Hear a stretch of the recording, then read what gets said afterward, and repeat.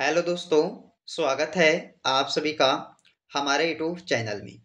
दोस्तों, आज के इस वीडियो में देखेंगे जीके जीएस का टॉप 40 क्वेश्चन। ऐसे क्वेश्चन दोस्तों जो आपके सभी एग्जाम में बार बार पूछे जाते हैं, तो आप लोग इस वीडियो को पूरा वॉच कीजिएगा। चलिए, पहला क्वेश्चन है, थल सेना दिवस कब मनाया जाता है?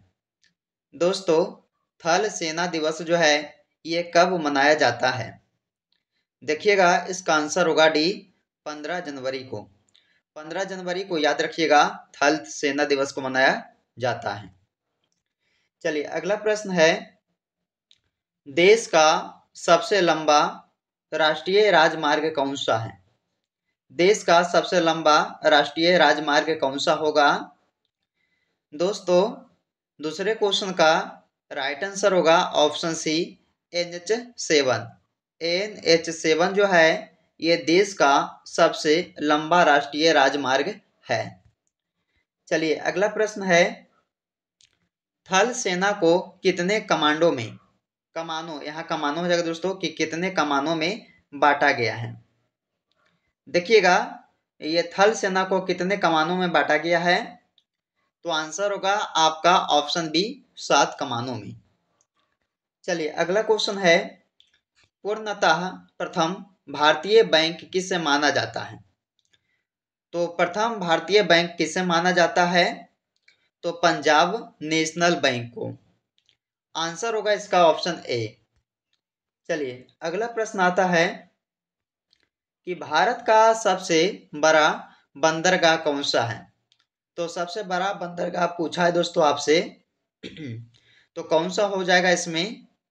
तो इसका सही उत्तर होगा ऑप्शन सी, मुंबई। मुंबई जो है ये भारत का सबसे बड़ा बंदरगाह है। चलिए, अगला क्वेश्चन है, भारतीय सैनिक अकादमी कहाँ पर स्थित है? तो भारतीय सैनिक अकादमी जो है ये आप सभी का होगा देहरादून में। कहाँ? देहरादून शहर, यानी कि ऑप्शन सी सही हो जाएगा। चलिए, 7 नंबर क्वेश्चन में पूछा है, निम्न में से कौन एक कृत्रिम बंदरगाह है?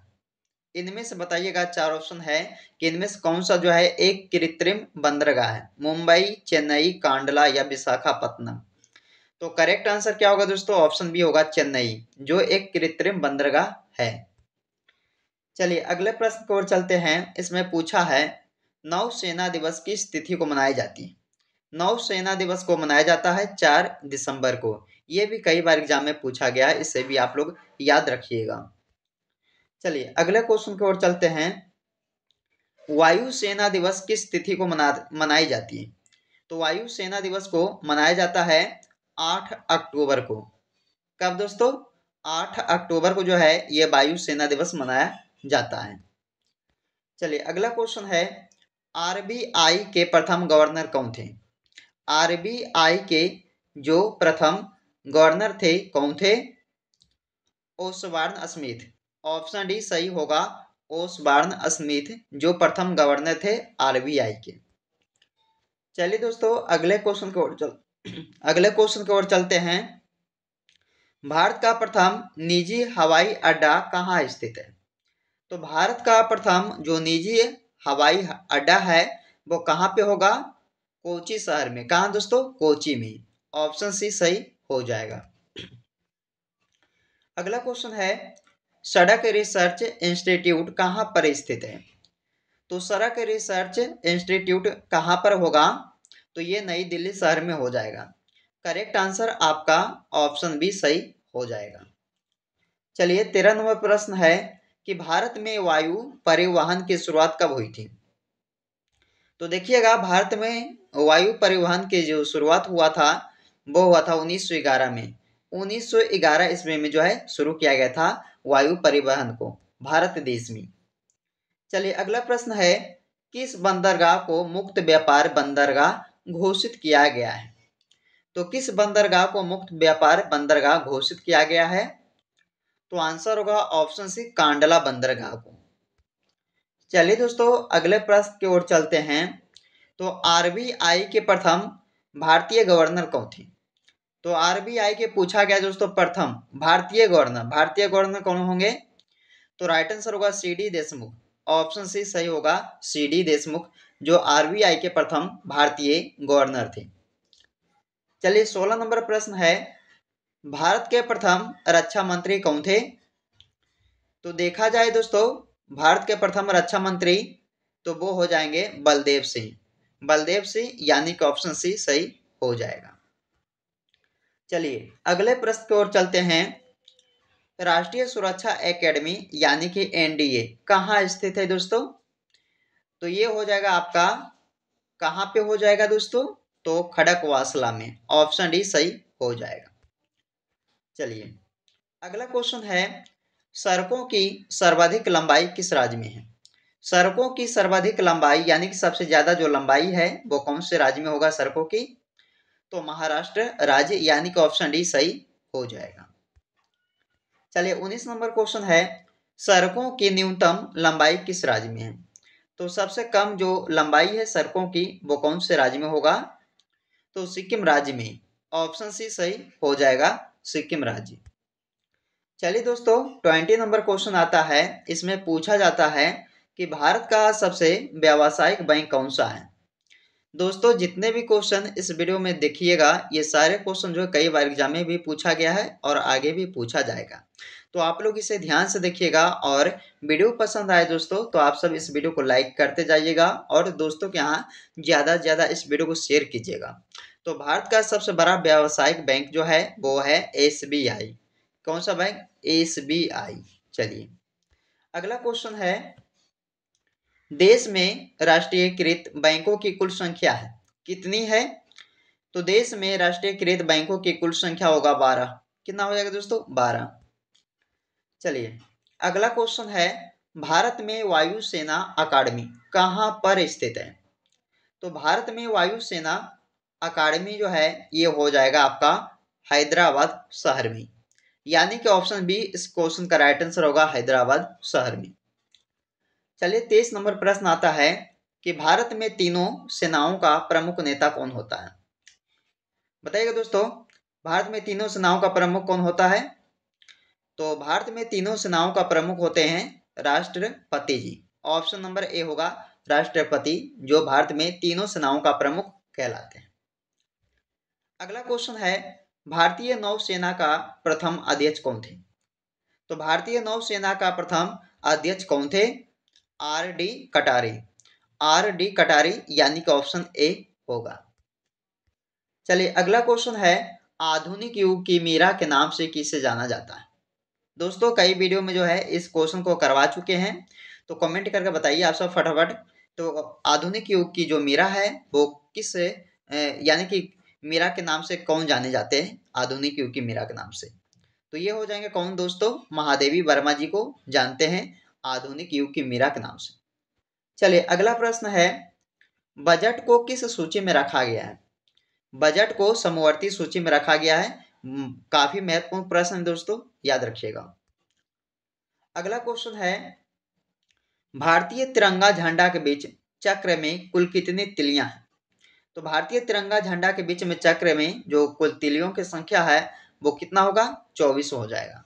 करेक्ट आंसर भी ऑप्शन सही होगा। चलिए अगला क्वेश्चन है, स्वतंत्र भारत का प्रथम बजट पेश किसने किया था? स्वतंत्र भारत का जो प्रथम बजट था उसे पेश किए थे किसने? आर के शनमुखम शेट्टी ने। करेक्ट आंसर आपका डी होगा, आर के शनमुखम शेट्टी। चलिए दोस्तों 29 नंबर प्रश्न आता है, प्रथम हिंदी सम्मेलन 1975 में कहां पर संपन्न हुआ? तो 1975 में दोस्तों ये प्रथम हिंदी सम्मेलन हुआ था, लेकिन कहां पे संपन्न हुआ बताइए? तो नागपुर में हो जाएगा इसका, नागपुर यानी कि ऑप्शन डी सही हो जाएगा। अगला प्रश्न है कि विश्व की सबसे प्राचीन लिखित भाषा किसको माना जाता है? तो सबसे प्राचीन विश्व की जो भाषा है लिखित भाषा वो किसको माना जाता है? सुमेरियन को। सुमेरियन यानी कि डी ऑप्शन सही हो जाएगा। अगला प्रश्न है, सत्यमेव जयते कहां से लिया गया है? सत्यमेव जयते को दोस्तों लिया गया है मुंडकोपनिषद से। याद रखिएगा, ये भी आपके लिए अच्छे प्रश्न है मुंडकोपनिषद से लिया गया है सत्यमेव जयते शब्द। चलिए अगला प्रश्न है, भारत में सर्वाधिक बोली जाने वाली भाषा कौन सी है दोस्तों? तो भारत में सर्वाधिक बोली जाने वाला जो भाषा है वो है हिंदी। भारत में हो जाएगा हिंदी भाषा जो है सबसे ज्यादा बोली जाती है। अगला क्वेश्चन है, आधुनिक युग का तुलसी, आधुनिक युग की जो तुलसी है वो किसे कहा जाता है? तो बताना इसका आंसर क्या होगा। मैथिली शरण गुप्त, मैथिली शरण गुप्त को कहते हैं दोस्तों आधुनिक युग की तुलसी। चलिए अगला प्रश्न है, संस्कृत व्याकरण के जनक किसे माना जाता है? संस्कृत व्याकरण के जनक माने जाते हैं पाणिनि को। ऑप्शन सी इसका करेक्ट होगा, पाणिनि को माना जाता है संस्कृत व्याकरण के जनक। अगले क्वेश्चन को देखिएगा, संसार का सबसे बड़ा महाकाव्य कौन सा है? संसार का सबसे बड़ा महाकाव्य होगा बाइबल, महाभारत, कुरान या रामायण। कौन होगा दोस्तों? महाभारत हो जाएगा इस क्वेश्चन का राइट आंसर। अगला क्वेश्चन है, इसमें पूछा गया आपसे कि हिंदी विषय के लिए प्रथम ज्ञानपीठ पुरस्कार किसे प्रदान किया गया? तो हिंदी विषय के लिए प्रथम ज्ञानपीठ पुरस्कार जो है वो किससे प्रदान किया गया था? सुमित्रा नंदन पंत जी को। ऑप्शन नंबर डी इसका सही हो जाएगा। अगला क्वेश्चन है, सबसे अधिक बार बजट किसने पेश किया था? सबसे अधिक बार बजट को किसने पेश किया था? मोरारजी देसाई जी ने। ऑप्शन इसका भी सही होगा, मोरारजी देसाई। अगला प्रश्न है, भारत का शेक्सपियर किसे कहा जाता है? काफी महत्वपूर्ण क्वेश्चन है, कई बार भी एग्जाम में पूछा गया ये कि भारत का जो शेक्सपियर है वो कहा जाता है कालिदास जी को। ऑप्शन नंबर डी सही होगा, कालिदास जी को। अगला क्वेश्चन देखिएगा कि राष्ट्रगान को गाने में कितना समय लगता है? राष्ट्रगान को गाने में दोस्तों कितना समय लगता है? तो आंसर होगा 52 सेकेंड। 52 सेकेंड लगता है ये राष्ट्रगान को गाने में। चलिए अगला क्वेश्चन है दोस्तों, इस क्वेश्चन का राइट आंसर जो है आप सभी को कमेंट बॉक्स में देना होगा। इसमें पूछा जाता है राष्ट्रीय गीत को गाने में कितना समय लगता है? 45 सेकेंड, 52 सेकेंड, 65 सेकेंड या 30 सेकेंड। कमेंट करके आप सब बताइएगा कि राष्ट्रीय गीत को गाने में कितना समय का टाइम लगता है। तो चलिए दोस्तों, आज के इस वीडियो में हमने आपके लिए टॉप 40 क्वेश्चन को कवर किए हैं जो आपके किसी न किसी एग्जाम में पूछे जाएंगे। तो दोस्तों आप लोग इस वीडियो को पूरा देखिएगा और ध्यान से देखिएगा, और अभी तक इस वीडियो को लाइक नहीं किया तो लाइक कीजिएगा, दोस्तों क्या इस वीडियो को शेयर कीजिएगा। तो चलिए आपसे फिर मिलते हैं अगले वीडियो में।